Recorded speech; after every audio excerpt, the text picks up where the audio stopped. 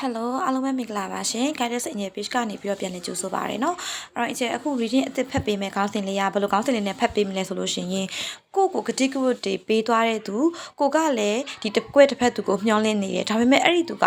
ကိုရှိကိုအခုချိန်ထိဘာကြောင့် action ယူမလာနိုင်သေးတာလဲဘာကြောင့်အဆက်အသွယ်တွေမလုပ်လာနိုင်သေးတာလဲသူကလည်းကိုရှိကိုပြန်လာမယ်လို့ကတိတွေပေးထားခဲ့ပြီးသားเนาะအတိတ်မှာအဲ့လိုမျိုးပေးထားခဲ့ပြီးမှအခုချိန်ထိကိုဘွားတွေကိုပြန်ရောက်မလာသေးတာဘာကြောင့်လဲပေါ့နော်အဲ့ဒီခေါင်းစဉ်လေးနဲ့အကျက်ကပြောပြမှာဖြစ်ပါတယ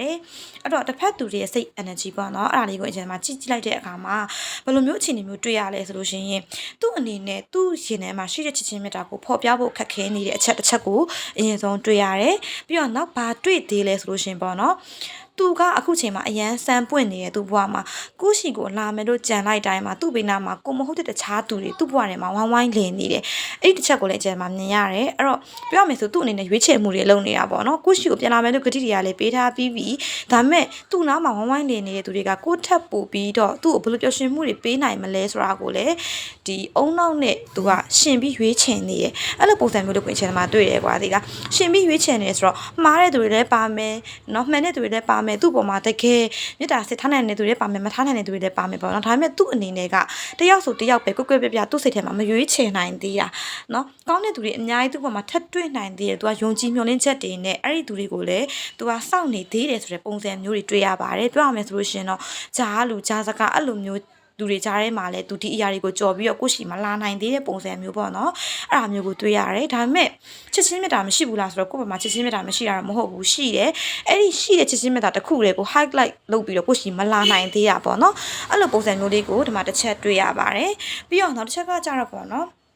သူကဘယ်အခြေအနေမှာမဆိုစိတ်သက်တီတီချီချီခိုင်မာနဲ့နေဖို့ထက်ကိုသူ့ဘဝမှာပျော်ရွှင်စရာကောင်းတဲ့အရာတွေပြီးလို့ရှိရင်အဲ့ဒီပျော်ရွှင်စရာကောင်းတဲ့အရာတွေသူကလွတ်လွတ်ရှုပြီးတော့မနေနိုင်ဘူးမနေတတ်ဘူးဆိုတဲ့ပုံစံမျိုးပြောရမယ်ဆိုသူရွေးချယ်ထားတဲ့အရာဒီမှားစီဖြစ်စေမှန်စီဖြစ်စေဒီရွေးချယ်ထားတဲ့အရာကိုပဲသူဆက်ပြီးတော့ဟိုဆက်ပြီးလက်ကင်သွားမယ်ပေါ့နော်အဲ့လိုပုံစံမျိုးကို तू ကမတွေးဘူးမတွေးဘဲနဲ့ပိုကောင်းတဲ့အရာတွေလာမယ်ဆိုလို့ရှိရင်လည်းအဲ့ဒီအရာတွေ तू လက်ခံခြင်းနဲ့ဆိုတဲ့ပုံစံမျိုးပေါ့နော်ဒါကြောင့်မို့လဲ तू ကသူ့ဘေးနားမှာရှိတဲ့သူတွေအများကြီးရဲ့စိတ်ပိုင်းဆိုင်ရာတွေမသိဘဲနဲ့ तू ကအဲ့ဒီသူတွေချားမှာပျော်နေတယ်တာယာနေတယ်အဲ့လိုမျိုးအချက်ကလေးတွေလည်းအချိန်တမှာတစ်ချက်တွေ့ရပါသေးတယ်နော်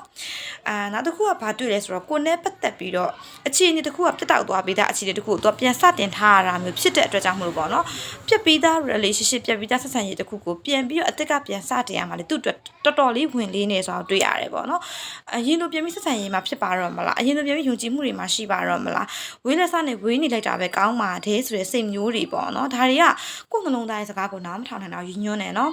်အရေးကြီးတဲ့ဆုံးဖြတ်ချက်တစ်ခုချရဲဆိုတဲ့နေရာမှာလှုပ်တင်တာနဲ့လှုပ်ချင်တာနဲ့ဆိုလှုပ်ချင်တာအရင်ဆုံးဦးစားပေးဖို့အခြေတို့ကမှားကျင်ပါတယ်ဘာလို့ဆိုဆိုးကလာတဲ့ intuition ကစကားကိုနားထောင်မှသာလေကိုတကယ်ဖြစ်ချင်တဲ့အရာကိုလုံးဝဖြစ်တဲ့အရာတွေကပါလက်လျောညီတွေလှုပ်ဆောင်သွားနိုင်မှာဖြစ်တယ်ပေါ့နော်ဒါကတော့ဒါ universe ကလှုပ်ဝက်ချက်တစ်ခုပေါ့နော် universe ကဒီလိုမျိုးလှုပ်ဝက်ချက်တွေကိုသိအောင်လို့ test တွေအများကြီး channel တွေအများကြီးနဲ့လူတွေကိုကြုံတွေ့စေမှာပဲเนาะအဲ့လိုအချိန်မှာကိုယ့် intuition ကစကားကိုနားထောင်ဖို့တော့လိုအပ်တယ်ပေါ့နော်အဲ့တော့အခု तू ကပြက်ဆဲပြီးသားရပ်တန့်ပြီးသားစံရည်တွေကိုပြန်ပြီးတော့အသက်သွင်းဖို့အတွက် तू ဝင်လေးနေတဲ့ပုံစံမျိုးသူ့ဘက်မှာလုံးဝ silent treatment ပုံစံမျိုးနေနေတဲ့ဆိုတာလေးကိုဒီမှာတစ်ချက်တွေ့ရပါတယ်เนาะပြီးတော့နောက်တစ်ချက်ကကြတော့ပေါ့နော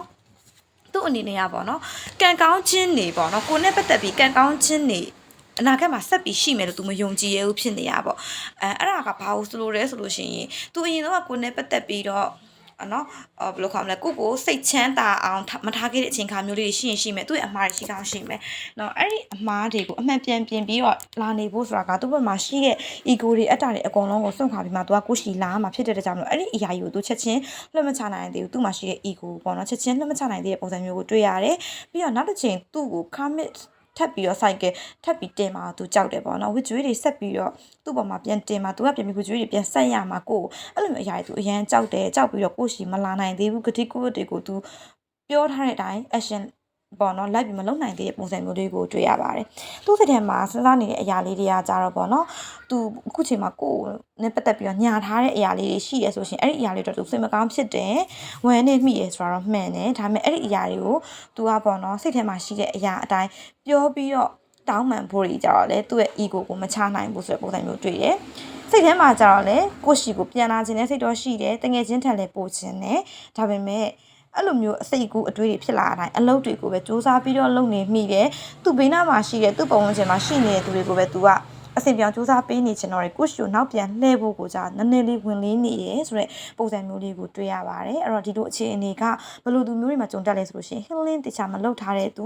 ကိုယ်စိတ်ကဘာဖြစ်ချင်လို့ဖြစ်ချင်မှတခြားတိကျမသိတဲ့သူတွေမှာဒီလိုမျိုးစိတ်ပိုင်းဆိုင်ရာစိန်ခေါ်မှုတွေကြုံတွေ့ရစေတယ်ပေါ့နော်အဲ့တော့ဒီအကျအခု tarot reading ကိုကြည့်နေတဲ့သူတွေကဘာကြောင့်ကိုယ့်တစ်ဖက်သူကကိုယ့်ရှိကိုပြန်လာဖို့ခက်ခဲနေတာလဲဆိုလို့ရှိရင်ဒီလိုအချက်လေးတွေကြောင့်အကျကတော့အတီးပြုပြီးတော့ဒီ reading တွေကိုဖတ်ပေးလိုက်ပါတယ်เนาะအဲ့တော့ဒီလိုမျိုး reading မျိုးအကျရှိမှာ personal reading သိချင်တယ်ဆိုလို့ရှိရင်အကျရဲ့ပေါ့နော်ဒီ Viber phone number ကိုပဲဖြစ်ဖြစ်